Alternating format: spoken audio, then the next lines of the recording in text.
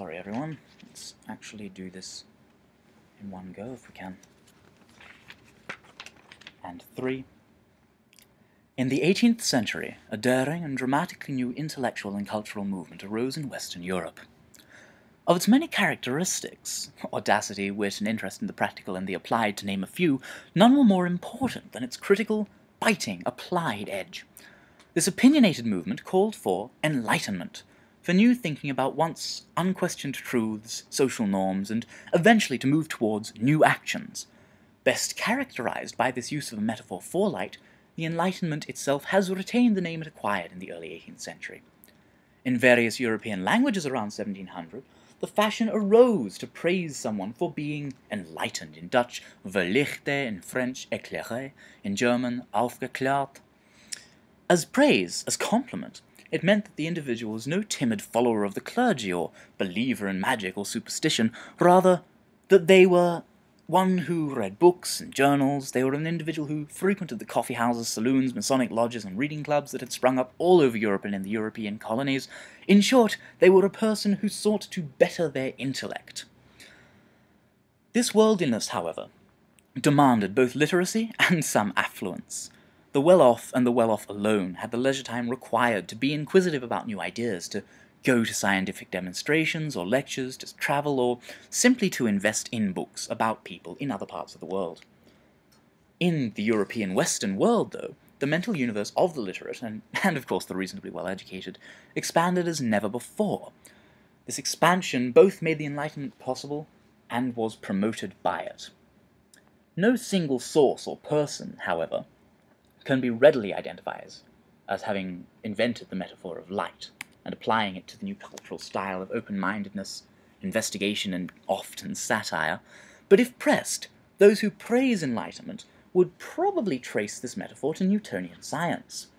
In Principia and Optics, published in 1687 and 1704 respectively, the English scientist Isaac Newton described an infinite universe, a vast continua, governed by mathematically expressed laws, a sublime space without end. In addition, as demonstrated here by putting white light through a prism, Newton revealed the multicolored nature and mathematical precision that characterized the angle of each of the bent rays of white light. Now, poets seized upon this metaphor of light.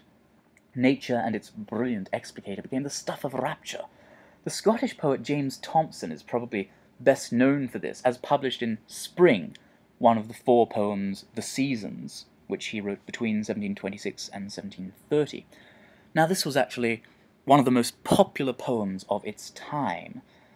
Here, awful Newton the dissolving clouds form, fronting on the sun thy showery prism, and to the sage instructed eye unfold the various twine of light, by thee disclosed from the white mingling maze.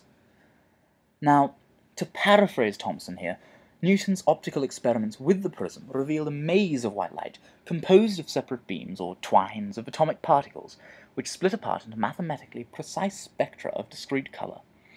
Painters sought to capture these twines of light. Meanwhile, Newton was proclaimed the very model of a pathbreaker, a new enlightened thinker in the sciences. Now, most people never saw the effects of ordinary light cast through a prism, but they became aware of the new optical effects nonetheless.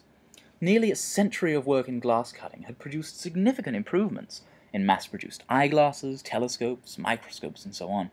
In the 17th century, Europeans literally saw sights never before seen by a human eye, from the rings of the planet Saturn to the valves of the human lymphatic system. Shown here is actually the film of a soap bubble. It's terribly gorgeous. By the beginning of the 18th century, simple microscopes were being sold door to door in the Dutch Republic, and the publication of microscopic discoveries had become a subject of public discussion, simply common knowledge. It's absolutely fantastic. The light that filled the universe could be channeled, dissected, magnified, measured by human ingenuity. But then, the metaphor of light brought up the question, could this light not also be trained inward? Directed to banish the darkness from human minds, long trapped by convention, superstition, religious prejudices, and so on. With that question in mind, began the struggle to invent an alternative to the pieties about the churches and kings to which most people still unquestioningly subscribed. Early in the 18th century, definitions of the Enlightenment had begun to appear in daily newspapers and scholarly journals, but the most famous ones were to come later. A good century later, many decades after James Thomson wrote, Immanuel Kant, the underrated but still well known as great philosopher, one of the leading German intellectuals, responded to the challenge of defining the Enlightenment.